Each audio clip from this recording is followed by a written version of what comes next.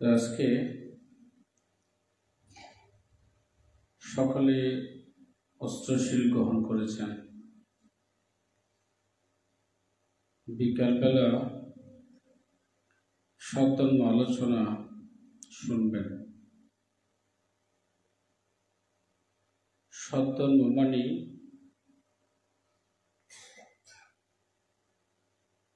যে ধর্ম মানুষকে নির্বাণের পথে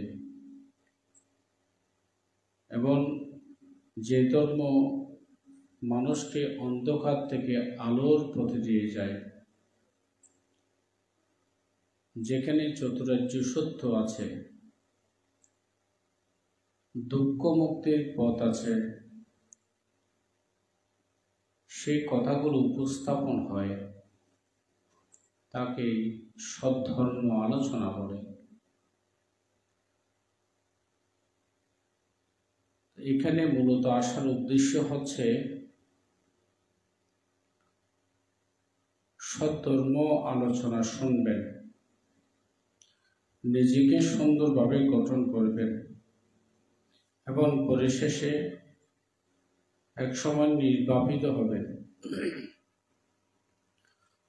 অর্থাৎ নির্বাপিত হওয়া মানে একেবারেই নিভে যাওয়া, অদৃশ্য হওয়া। তো অস্ত্রশীল হচ্ছে আমাদের জীবনের মধ্যে গুরুত্বপূর্ণের মধ্যে অষ্টনীতি একটা। যেভাবে যারা অস্ত্রশীল প্রতিপালন করেন, অস্ত্রশীল গ্রহণ করেন, সে মানুষ মৃত্যুর পর খুব সুন্দর একটি স্থানে তাদের গন্তব্য হয়। তো আপনারা সবসময় শিলাদি কুশল কর্ম গ্রহণ করেন। এই শিলের কারণে ইধানান্দাতি পেচ্ছানান্দাতি কাতা পুণ্য উভয়াত্থানান্দাতি। এই জন্মে এবং পরজন্মে আপনারা নন্দিত হবেন। খুব সুন্দর একটি স্থানে আপনাদের গমন হবে। আমরা সবাই তো বুদ্ধকে বাতি জ্বলাই। সে মোমবাতিটা আমরা কেন দিই? আমার পূর্বপুরুষ দিয়ে আসছে, আমিও দিচ্ছি। হিন্দু মন্দিরেও বাতি জ্বলায়, মাজারেও বাতি জ্বলায়, বুদ্ধের সামনেও মোমবাতি দেওয়া হয়। আসলে এর মোমবাতি দিলে লাভটা কি? কিছুক্ষণ পরে তো নিভে যাবে। এই দেওয়ার অর্থটা আমরা জানি না বিদায় সেই আমাদের ফলটা হচ্ছে না। মোমবাতি কিভাবে জ্বালাবেন বা কিভাবে দেবেন, সেখানে কি বলা হচ্ছে? একটি গাথার মধ্যে বলা হচ্ছে, অন্ধকার ধ্বংসকারী এই দীপধানে। অন্ধকারকে আমরা কিভাবে আলো দান করতে পারি? অন্ধকার ধ্বংসকারী, যখন আমরা একটা লাইট জ্বালাবো বা একটা মোমবাতি জ্বালাবো, তখন সেই স্থান থেকে কিছুক্ষণের জন্য হলেও পর অন্ধকার তাকে গ্রাস করতে পারে না, সেখানে আলোয় পরিণত হয়। সেই মোমবাতির আলোর মতো আমার জীবনও হোক আলোকিত। আমিও যাহাতে সমাজকে এই কষ্টকাণ্ড তুল্য মোমবাতি আমি আমার জ্ঞান দ্বারা, আমার প্রজ্ঞা দ্বারা, আমার চলন দ্বারা সেই মানুষকে আমি আলোয় আলোকিত করতে পারি। এই উদ্দেশ্য মোমবাতি আপনারা জ্বালাতে পারেন। তো মোমবাতিটা জ্বালাবেন। যতক্ষণ পর্যন্ত মোমবাতির আলো শেষ না হয় ততক্ষণ পর্যন্ত সেখানে বসে থাকতে হবে। যেমন আমার চোখের সামনে একটা মোমবাতি বুদ্ধকে দান করলাম হাত জোর করে, অত মোমবাতিতে দেখা যাচ্ছে আমার চোখের সামনে, অর্থাৎ জ্বলতে দেখতে দেখতে দেখতে দেখতে দেখতে কখন যেন আমার চোখের সামনে থেকে এত বিশাল একটা মোমবাতির আগুন আমি দেখতে পাচ্ছি, মোমবাতিটা সেই আগুনটা কোথায় যেন আমার চোখের সামনে অদৃশ্য হয়ে যাবে, কিন্তু আগুনটা পৃথিবীর মধ্যে আছে, আগুনটা পৃথিবীর মধ্যে আলোকিত হয়ে আমার চোখের সামনে ছিল। যখন মোমবাতিটা নিভে যাবে তখন আমার চোখের সামনে থেকে কোন দিকে গেল আগুনটা, অর্থাৎ কোন রাস্তা দিয়ে গেল আমি কিন্তু সেই আলোটা দেখতে পারলাম না। অর্থাৎ চোখের সামনে থেকে নির্বাপিত হওয়া। এইভাবেই আমরা পৃথিবীর মায়া ত্যাগ করে কখন জানি এই আলো এক সময় নির্বাপিত হয়ে যাব। এই মোমবাতির মতো আমার জীবনও এক সময় এই পৃথিবী থেকে বিলীন হয়ে যাবে। পৃথিবীর মায়া আপনাকে আর রাখবে না, এখান থেকে বিদায় গ্রহণ করতে হবে। এই আলোটা আপনাকে কি করবে, ওই মোমবাতি যখন বুদ্ধের সামনে জ্বালাবেন আমরা দিয়ে চলে যাই, এইভাবে গেলে আপনি ফলটা লাভ করবেন না। এটা হচ্ছে একটা অনিত্য ভাবনার জন্য মোমবাতিটা প্রজ্বলিত হয়েছে।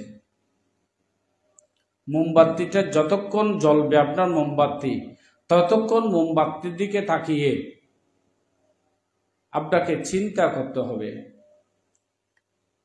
কত সুন্দর আলো আমার চোখের সামনে আলোকিত হয়েছে, কখন জানি কখন জ্বলতে জ্বলতে জ্বলতে আপনি তাকিয়ে থাকবেন এক দৃষ্টিতে, এই আলোটা কোন দিকে যায়, মোমবাতির আলোটা আমার চোখের সামনে কিভাবে নির্বাপিত হয়, আপনাকে তাকিয়ে থাকতে হবে।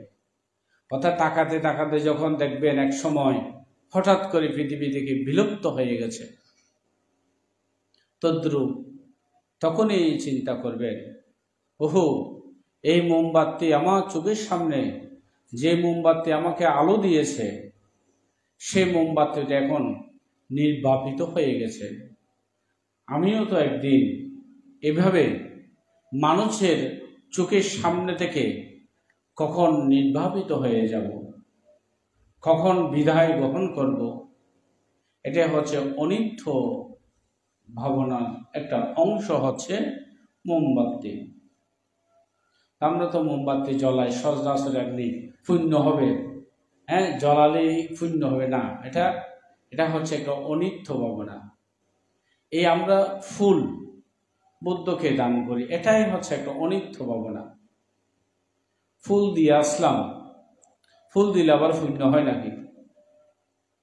ফুল দিয়ে আপনাকে সেই অনিত্য ভাবনা করতে হবে।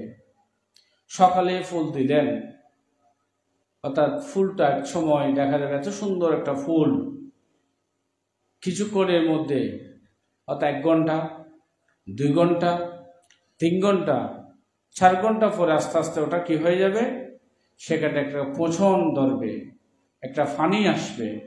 সেই আমার জীবন হচ্ছে ফুলের মতো, আমি এত সুন্দর আছি, এত সুন্দর আমি, এক সময় এই ফুলের মতো আমিও তো একদিন মলিন হয়ে যাব, বৃদ্ধ হয়ে যাব, মৃত্যুবরণ করব। এটা একটা ফুল দিয়েও অনিত্য ভাবনা করা যায়। সাব্বে সাংকারা অনিচ্ছা, জগতের সমস্ত সংস্কার সমূহ অনিত্য। এখানে যাহা কিছু আমরা দেখি, যাহা কিছু আমাদের চোখের সামনে আছে, সমস্ত কিছু উদয় বিলয় ধর্ম। আমরা যাকে বলি উদয় বিলয়, একবার আসবে, একবার পৃথিবীর থেকে বিদায় আমরা গ্রহণ করি। এটাকে উদয় বিলয় ধর্ম বুদ্ধ বলেছেন। তো জন্মিলে মানুষ মৃত্যুবরণ করবে, মৃত্যুবরণ সবাই করে, কিছু মানুষ মৃত্যুবরণ করে না। যেমন আমাদের মহাকারণিক তথাগত বুদ্ধ মৃত্যুবরণ করেনি, উনি নির্বাপিত হয়েছেন, মহাপরিনির্বাণ কালগত হয়েছেন। এখন সেই মহাকারণিক বুদ্ধ, এখানে বলা হচ্ছে বুদ্ধ ক প্রকারের, এখন বর্তমান বুদ্ধ হচ্ছে ক প্রকার বলা হচ্ছে। এখানে কত প্রকারের বুদ্ধ আছে? একটা আছে 3 প্রকার আমরা বুদ্ধ দেখি। 3 প্রকার বুদ্ধ পৃথিবীর মধ্যে বিরাজমান। 3 প্রকার বুদ্ধের মধ্যে প্রথম হচ্ছে যিনি জন্মান্তরে ফারামি সম্ভার পূরণ করেছেন, যিনি মানবের হিতের জন্য, মানবের সুখের জন্য সেই দুঃখ মুক্তি নিজে প্রতিষ্ঠা করেছেন এবং সেই দুঃখ মুক্তি পথ যিনি আমাদেরকে দেখিয়েছেন, যার মাধ্যমে আমরা নির্বাণ যাওয়ার একটা সুন্দর রাস্তা আমরা পাব, তাকে বলে সম্যক সম্বুদ্ধ। এক প্রকারের বুদ্ধ হচ্ছে আমাদের গৌতম বুদ্ধ, যে 28 বুদ্ধের কথা বলা হচ্ছে, অর্থাৎ সম্যক সম্বুদ্ধ হচ্ছে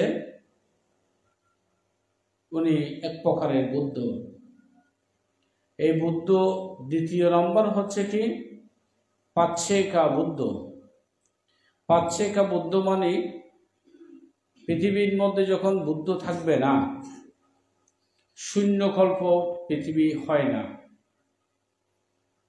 শূন্যকল্প যদিও আমরা বলি, এই শূন্যকল্পের মধ্যেও এই পাচ্ছেকা বুদ্ধগণ পৃথিবীর মধ্যে আবির্ভূত হন। এই পৃথিবীতে এই পাচ্ছেকা বুদ্ধগণ নিজে নিজে আপনাদের মতো দায়ক,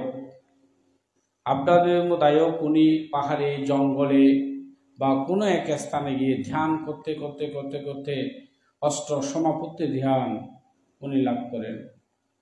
অষ্ট সমাপত্তি ধ্যান লাভ করার পর উনি মার্গফলে প্রতিষ্ঠিত হন বা উনি অরহত্ত ফল লাভ করেন।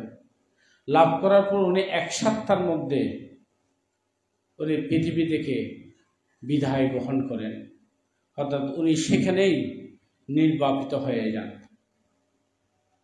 যদিও বা কোনো ব্যক্তি মার্গফল লাভ করে সপ্তাহের মধ্যে ওনাকে কিন্তু এই গেরুয়া অবসর নিতে হবে, নচেত এই পৃথিবী থেকে উনি বেশি দিন থাকতে পারবে না। সেজন্য ওনাকে পাচ্ছেকা বুদ্ধ বলে। আরেকটা হচ্ছে শ্রাবক বুদ্ধ। শ্রাবক বুদ্ধ মানে বুদ্ধের পরম্পরা শিষ্য মণ্ডলীগণ, বুদ্ধের শিষ্য যারা আছেন, ওনারা যদি বুদ্ধের আদর্শ অনুশীলন করে ধ্যান সমাধি প্রজ্ঞা অনুশীলনের মাধ্যমে মার্গফল লাভ করেন, ওনাদেরকে পাচ্ছেকা বুদ্ধ বলা হচ্ছে, না শ্রাবক বুদ্ধ বলা হচ্ছে। অর্থাৎ শ্রাবক সঙ্গ মানে আমরা হচ্ছে শ্রাবকের অংশ। অর্থাৎ আমরা যদি মার্গফল যদি এখান থেকে কোনো ব্যক্তি লাভ করে, তাহলেই শ্রাবক সঙ্গের মধ্যে অন্তর্ভুক্ত হবে। তো এই বুদ্ধ 3 প্রকার। আবার সম্যক সম্বুদ্ধকে 2 ভাগে ভাগ করেছেন। 2 ভাগ মানে কি? একটা হচ্ছে স্বয়ং সম্যক সম্বুদ্ধ, যে বুদ্ধ মানুষকে দেশনা দিয়েছেন, আমরা সেই বুদ্ধকে দেখি নাই। অর্থাৎ বুদ্ধ উপস্থিত থেকে নিজে 2500 বৎসর আগে নিজে উপস্থিত থেকে ধর্মদান করেছেন 80 বৎসর পর্যন্ত। 80 বৎসর বয়সে মহাপরিনির্বাণ লাভ করেছেন। সেই সম্যক সম্বুদ্ধ স্বয়ংভাবে উনি, আপনারা দেখেছেন বুদ্ধকে, আমি দেখেছি, শুনেছি, বুদ্ধকে নিজের চোখে দেখেছি ধর্মদান করতে। যদি এরকম যদি দেখেন, এটাকে হচ্ছে এক প্রকার বুদ্ধ দেখেছেন। বুদ্ধ উপস্থিত ছিলেন, উপস্থিত থেকে দেব মানবের হিতার্থে সুখার্থে উনি ধর্মদান করেছেন। এই বুদ্ধ 80 বৎসর বয়সে মহাপরিনির্বাণ প্রাপ্ত হয়েছেন। এখন দ্বিতীয় বুদ্ধ, দ্বিতীয় সম্যক সম্বুদ্ধের মধ্যে বলা হচ্ছে এটাকে ধর্মকায় নামক বুদ্ধ। ধাম্মাখায়া বুদ্ধ বলি। সেই ধর্মখায়া বুদ্ধ মানে যে বুদ্ধ ধর্ম 84,000 ধর্ম স্কন্ধ নির্মাণ করেছেন, প্রতিষ্ঠা করেছেন, দেশনা করেছেন, সেই 84,000 ধর্ম এখনো পর্যন্ত বিরাজমান। এখনো পর্যন্ত আমরা সেই বুদ্ধের অমোঘ বাণী আমরা প্রচার করে যাচ্ছি। এটাকে বুদ্ধ ধর্মখায়া বুদ্ধ বলেছেন। বুদ্ধের প্রতিটি অক্ষর, প্রতিটি শব্দ এক একটি বুদ্ধ, এক একটি বাণী মানি এক একটি বুদ্ধের যে একটা ধর্মখায়া বুদ্ধ নামক প্রতিষ্ঠিত। অর্থাৎ আপনারা এখন বুদ্ধের শাসন চলবে, কতদিন চলবে জানি না। বিনয়স্তা সুশিক্ষিত এই বুদ্ধের শাসন এখন প্রায় 3000 বৎসর কিনারে যাচ্ছে। এই বুদ্ধর বয়স, আয়ুষ্কালা কখন 2500 বৎসর চলে গেল চোখের পলকে জানি না। কিন্তু এই বুদ্ধের শাসন আরো কত 2500 বৎসর যাবে পৃথিবী থেকে, এটা বলা অনুচিত। তবে এখানে বলেছেন কি, যদি বিনয় যদি সুন্দরভাবে পরিচালনা হয়, আমার ধর্মের আয়ুষ্কাল হচ্ছে বিনয়ের উপর নির্ভরশীল। বিনয় মানে এই শৃঙ্খলাবদ্ধ জীবন যাপন যতদিন চলবে ততদিন আমার শাসন, আমার ধর্ম এই পৃথিবী থেকে বিলুপ্ত হবে না। যতক্ষণ পর্যন্ত পঞ্চশীল গ্রহণ করবেন, যতদিন পর্যন্ত অষ্টশীল আবদ্ধ হবেন, যতদিন পর্যন্ত এই ভিক্ষু সঙ্গরা শীল, সমাধি, প্রজ্ঞা অনুশীলন করবে, এই পৃথিবী থেকে বৌদ্ধ ধর্ম কোনো সময় বিলুপ্ত হবে না, দিন দিন সমৃদ্ধশালী হবে।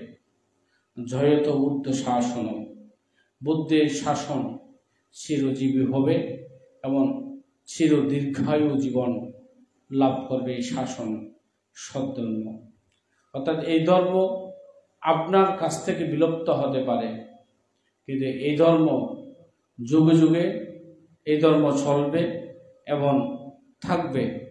যেখানে দুঃখ মুক্তির কথা বলা হচ্ছে, চারি আর্য সত্যের কথা বলা হচ্ছে, দুঃখ আছে, দুঃখ থাকবে এবং দুঃখের উৎপন্ন কোত্থেকে হচ্ছে এটাও কিন্তু আছে, এবং সেই দুঃখ থেকে কিভাবে আমরা পরিত্রাণ লাভ করব এটাও এই ধর্মের মধ্যে বলা হচ্ছে। স্বাক্ষাত ভগবত ধর্ম শান্তি টিকো ইয়াকালিকো এহিপাচ্ছিকো উপান্নায়িকো পাশ্চাত্যাং বেদিতব্য বিয়হিতি। আসো দেখো, এখানে এসে বিশদভাবে গবেষণা করো। যদি এই ধর্ম ভালো লাগে গ্রহণ করবে, না লাগলে বর্জন করবে। ধর্ম কিন্তু আপনাকে রক্ষা করবে। ধর্ম মানুষ কর্তৃক সৃষ্টিত ধর্ম।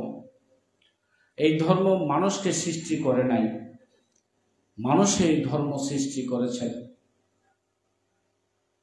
ধর্ম মানুষ কর্তৃক সৃষ্টিত ধর্ম কিভাবে? আমাদের মহাকারণিক তথাগত বুদ্ধ 6 বৎসর কঠোর সাধনা করে এই বুদ্ধ ধর্ম সৃষ্টি করেছেন। কিভাবে আমাদের জীবন চলতে হয়, কিভাবে চললে সুন্দর থাকব এবং কি কি কাজ করলে আমরা স্বর্গ গমন করব। তো এখানে দানের প্রয়োজন, এবং দান এবং শীল দুইটা অংশ আছে। দান মানুষ কেন করে এবং শীল কেন মানুষ প্রতিপালন করে? শুধু বৌদ্ধ ধর্মের মানুষ শীল পালন করে এই কথা ঠিক নয়, অন্যান্য ধর্মও আছে।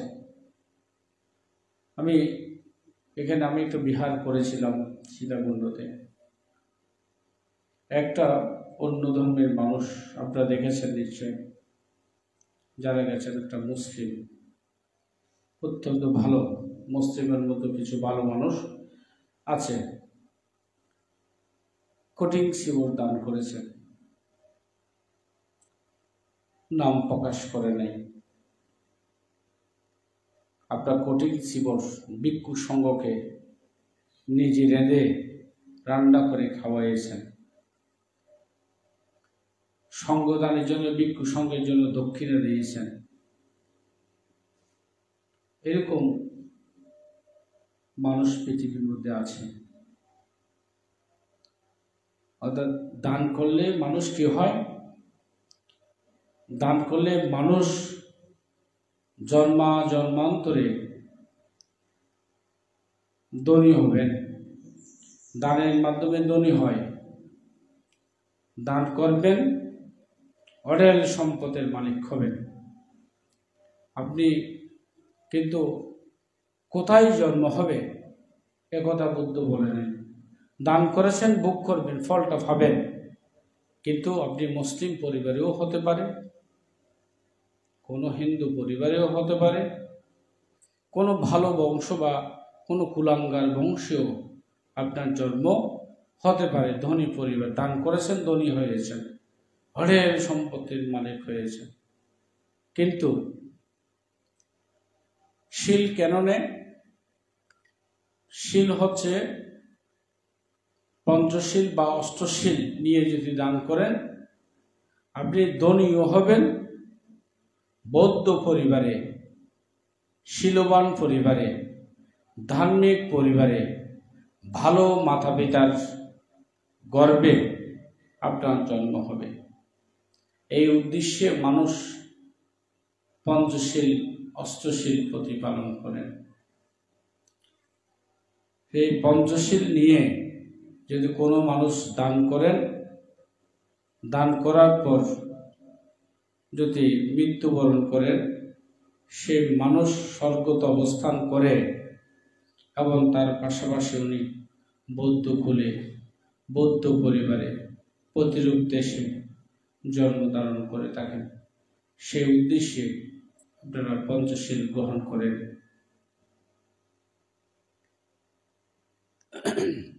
আপনারা একটা উপাসক মৃত্যুবরণ করবে, মৃত্যুবরণ করার আগে বিহারে পাঠালেন পুত্রকে, তোমরা বিহারে যাও, বান্তের কাছে কয়েকটা ভিক্ষু নিয়ে আসো, আমি মনে হয় বাঁচব না, আমি মৃত্যুবরণ করব। এখন ছেলেরা বিহারে গেলেন, বুদ্ধের কাছে গেলেন, বুদ্ধকে বলেছেন এভাবে, মহাকারণিক তথাগত বুদ্ধ, আমার পিতা প্রত্যেক দিন বিহারে আসেন এবং বিহার থেকে এসে উনি গড়েও পঞ্চশীল আবদ্ধ হন। এখন বৃদ্ধ হয়ে গেছে, মনে হয় পিতা বাঁচবে না। এখন কয়েকজন বান্তের মুখে মৃত্যুর আগে সূত্রপাঠ শুনতে চায়। এখন বুদ্ধ কয়েকজন ভিক্ষুকে পাঠালেন, শিলবান দেখে, ভালো দেখে কয়েকটা ভিক্ষুকে উনি সেই স্থানে পাঠিয়েছেন। এখন ভিক্ষু সংঘ বাড়িতে আসলেন, আসার পর উপাসকের কাছে জিজ্ঞেস করলেন, উপাসক, তুমি কোন সূত্র শুনতে চাও? কি সূত্র আমরা এখানে দেশনা করব? তখন সে উপাসক পণ্ডিত ছিলেন, প্রাজ্ঞ ব্যক্তি ছিলেন।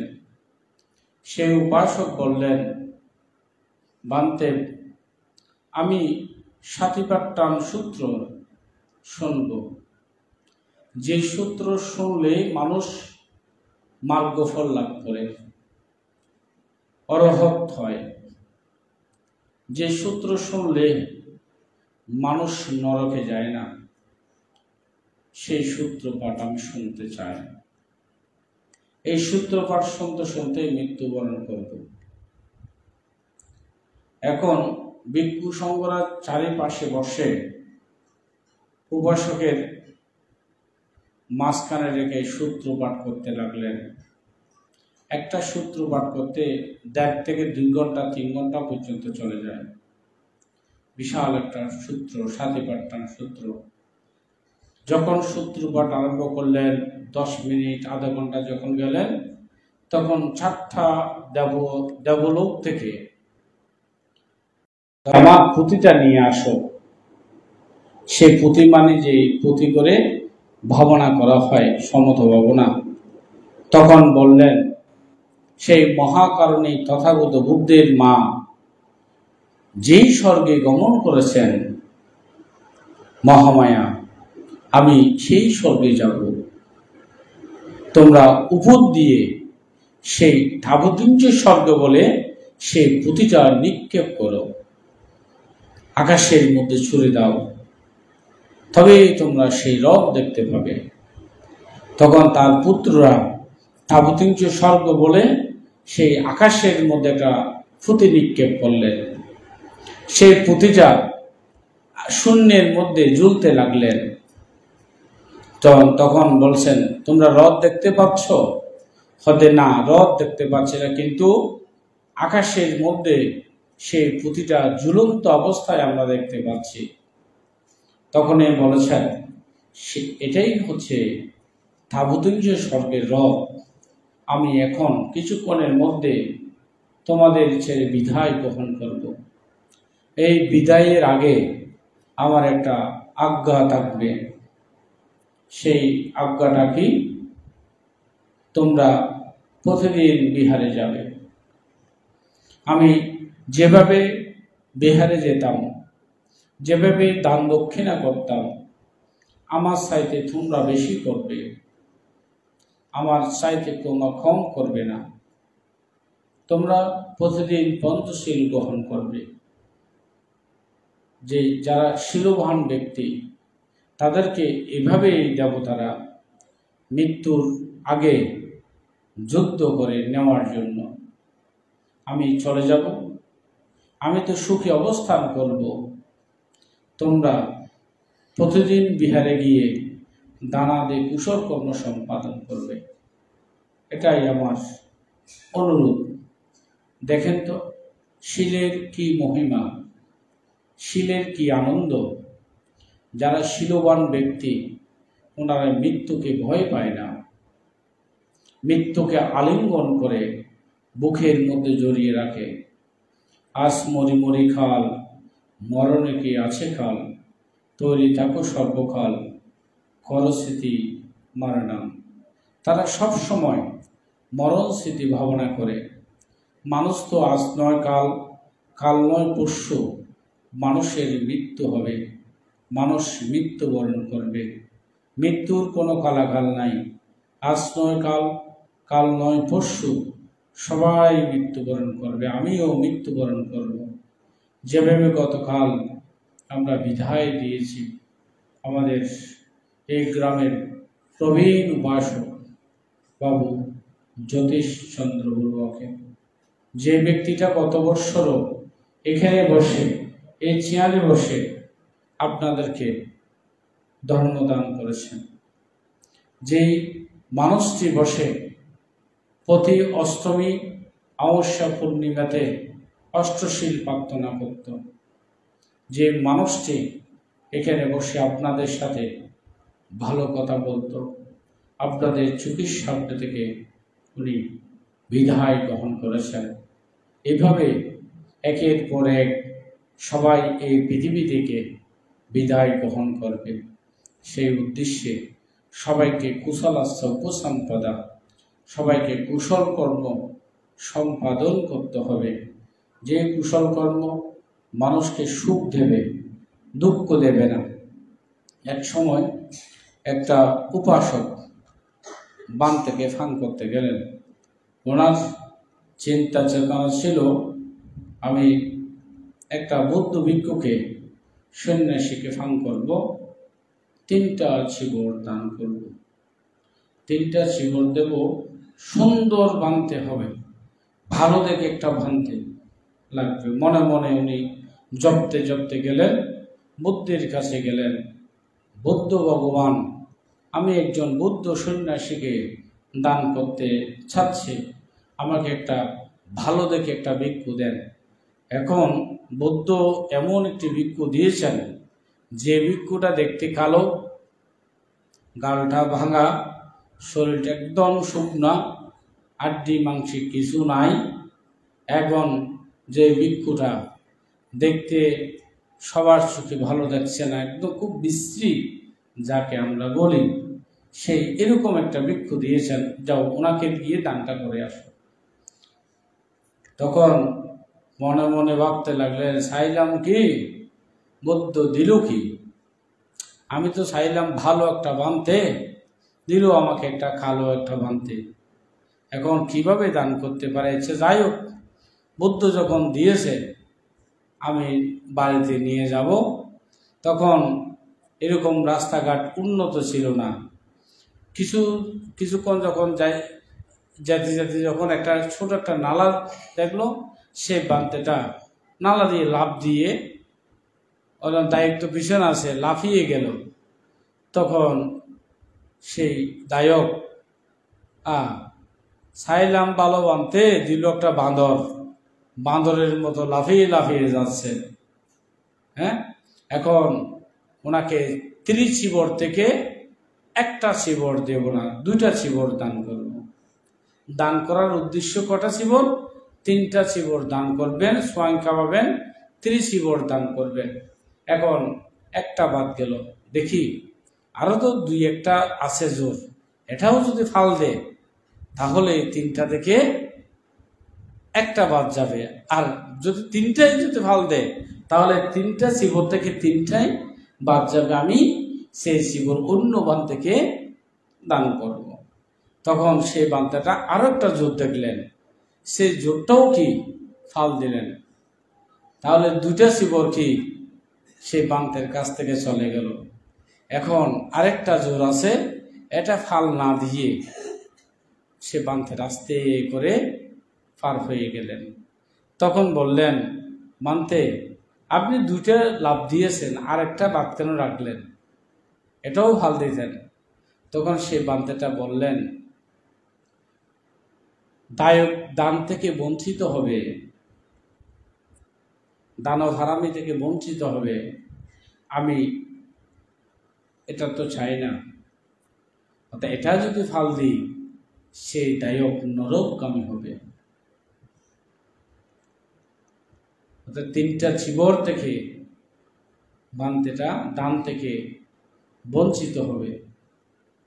বান্তেটা ছিল অরহৎ, সবচেয়ে শক্তিশালী একটা, মানে অরহৎ বলে না, জ্ঞানে গুণে সবচেয়ে একটা ভারমবর্তী ভান্তে, দেখতে বিচ্ছিন্ন হলেও পর কিন্তু তার পাণ্ডিত্য, তার অরহত্ব গুণ ছিল বেশি। তখন ওনার মনের কথাগুলো বললেন, আজকে যদি আমি এই ফালটা দিতাম তাহলে এই আপনার শ্রদ্ধার পরিহানি হতো,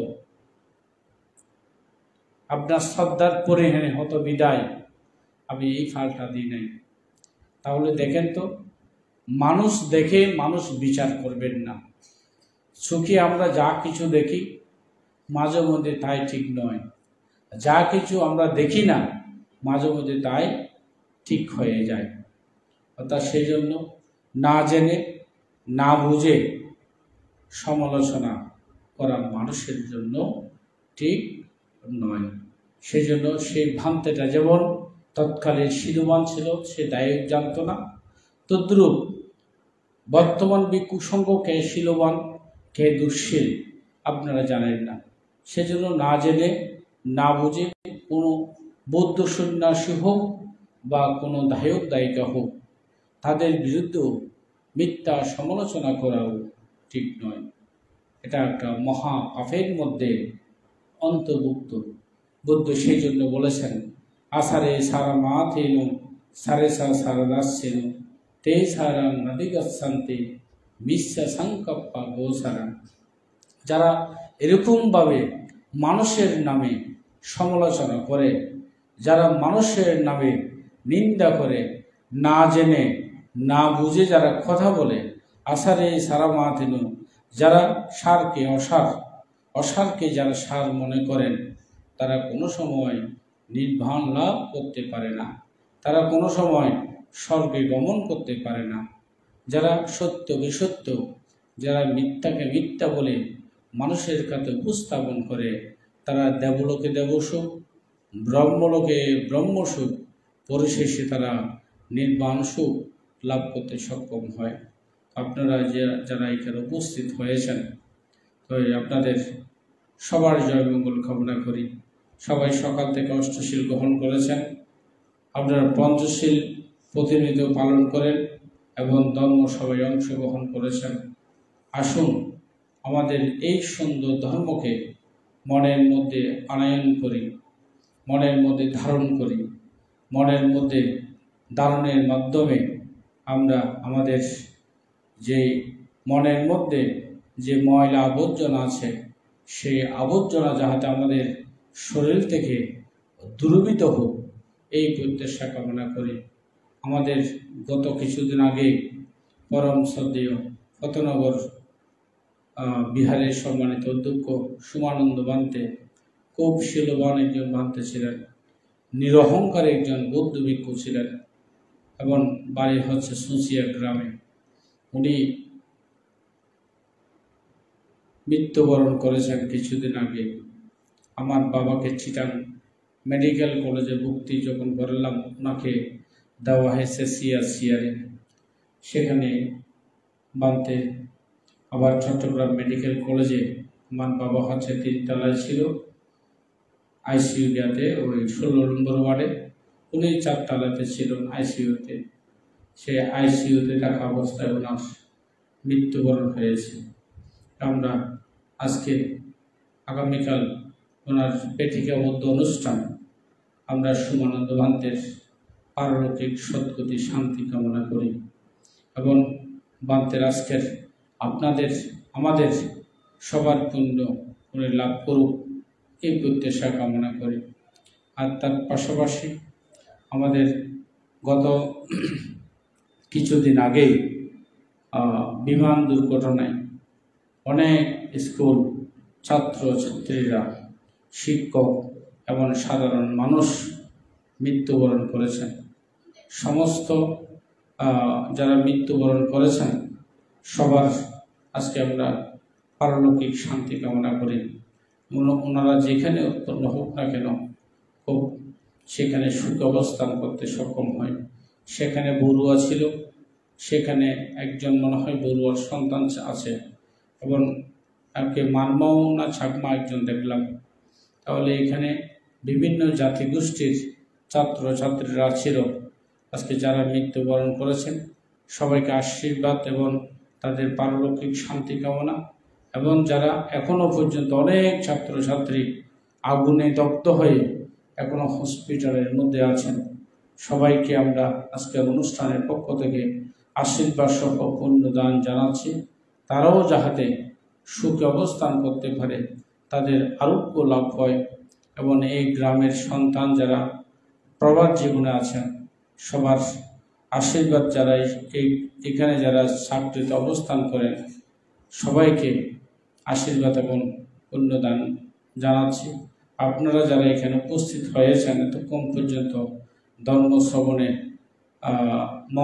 মনোনিবেশ করেছেন, আপনাদের সেই সাব্বাদানাং দাম্মাদানাং জিনাধি, সকল দানের চেয়ে ধর্মদান হচ্ছে উত্তম, ধর্মদান হচ্ছে শ্রেষ্ঠ। এই শ্রেষ্ঠ দান আপনারা শুনেছেন, এই শোনাজনিত কারণে আপনাদের সবার জয় মঙ্গল হোক, আপনাদের সবার জীবন সুন্দর হোক, সুন্দরভাবে যাহাতে মৃত্যুবরণ করতে পারেন এবং সুন্দরভাবে যাহাতে পরিবারে অবস্থান করতে পারেন, এই প্রত্যাশা কামনা করে আজকের অমাবস্যা তিথিতে আমরা আমাদের শির সমাধি প্রজ্ঞাজড়িত পুণ্য প্রয়াত জ্যোতিষ চন্দ্র বড়ুয়াকে আমরা দান করছি। ওনার যেহেতু আমাদের একজন উপাসক মারা গেছে, আমাদের কিছু করণীয় আছে, আমরা আজকে সবাই ওনার প্রয়াত জ্যোতিষ বড়ুয়া মহোদয়ের উদ্দেশ্যে আমরা উৎসর্গ করছি, দান করছি। জগতের সকল প্রাণী সুখী হোক, সবাই ভয় থেকে মুক্ত হোক, সবাই ভয় ভীতি অন্তরায় থেকে সবাই যাহাতে পরিত্রাণ লাভ করতে সক্ষম হয়, জগতের সকল প্রাণীর মঙ্গল সুখ কামনায় আমার নাতি দীর্ঘ আলোচনা এখানে উপসংহার করলাম। সাব্বে সত্তা সুখিতা ভবন্ত। এখন অষ্টশীল প্রার্থনা করবেন বাবু রঞ্জিত বড়ুয়া।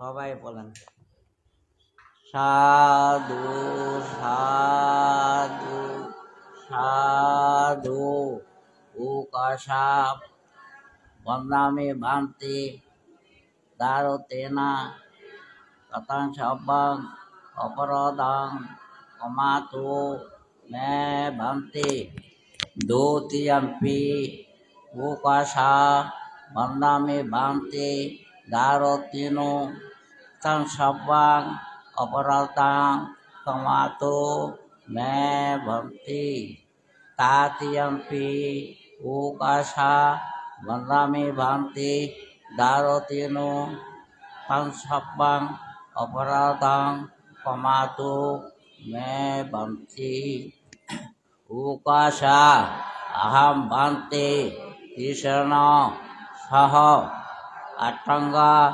সমনগাতা উভয়ত্ব শিলাম ধম্মং ইয়াচামি আনহঙ্গত্ব শিলাম দয়তা মে ভান্তি দ্বিতীয়ম্পি উকাশা অহম ভান্তি কৃষ্ণ সহ পঞ্চাশি আট্টাঙ্গা সম্পূর্ণগাতা উপযত্ত শিলাম ধম্মং ইয়াচামি আনহঙ্গত্ব শিলাম দেতা মে ভান্তি তৃতীয়ম্পি উকাশা অহম ভান্তি কৃষ্ণেন সহ আট্টাঙ্গা সম্পূর্ণগাতা উপযত্ত শিলাম ধম্মং ইয়াচামি আনহঙ্গত্ব শিলাম দেতা নো ভান্তি।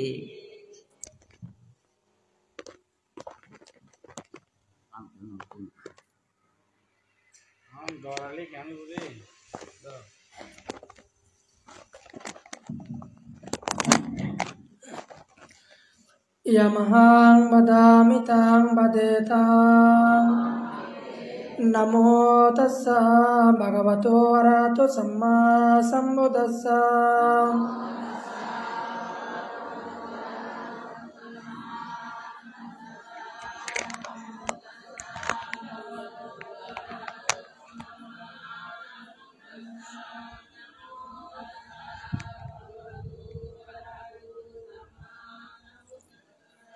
बुद्धं शरणं गच्छामि धम्मं शरणं गच्छामि संघं शरणं गच्छामि द्वितीयम्पि बुद्धं शरणं गच्छामि द्वितीयम्पि धम्मं शरणं गच्छामि द्वितीयम्पि संघं शरणं गच्छामि Tatiyampe Buddhang Saranang Gacchami. Tatiyampe Dhammang Saranang Gacchami. Tatiyampe Sanghang Saranang Gacchami. Tisarana Gamana Sampurna Panati Pata Veramuni Sikha Padang Samadhiyami. Adhinam Dana Veramuni Sikha Padang Samadhiyami.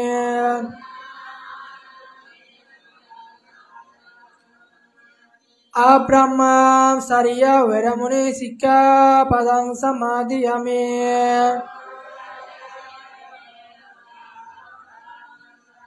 Musavada Veramuni Sikha Padang Samadhiyami. Sura Miriya Majjapamadatana Veramuni Sikha Padang Samadhiyami.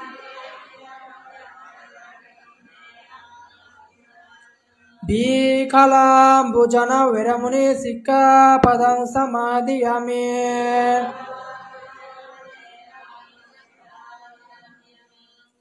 Nacha Gita Vaditya Visukadasana Malaganda Vilepana Dharana Mandana Vibhusanatana Veramuni Sikha Padang Samadhiyami. Uchosayana Mahasayana Veramuni Sikha Padang Samadhiyami.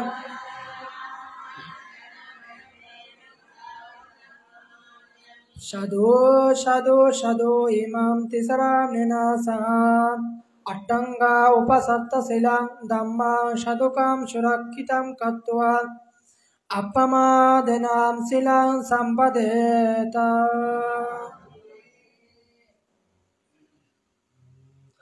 Bhagavato Arahato Samma Sambuddhassa Namo Tassa Bhagavato Arahato Samma Sambuddhassa Namo Tassa Bhagavato Arahato Samma Sambuddhassa Yakaneva Dasanti Bhingsana Yamme Savano Janto Ratting Deva Matandito Supate Soto Sa Papam Kinche Napasate Evamadi Guna Petang Paritang Tang Banamahe Metta Kusalena Yantang Santa Padang Abhi Samisa Sakwa Ujo Sasujo Sabarosa Samidwanati Mane Sakosa Sobarosa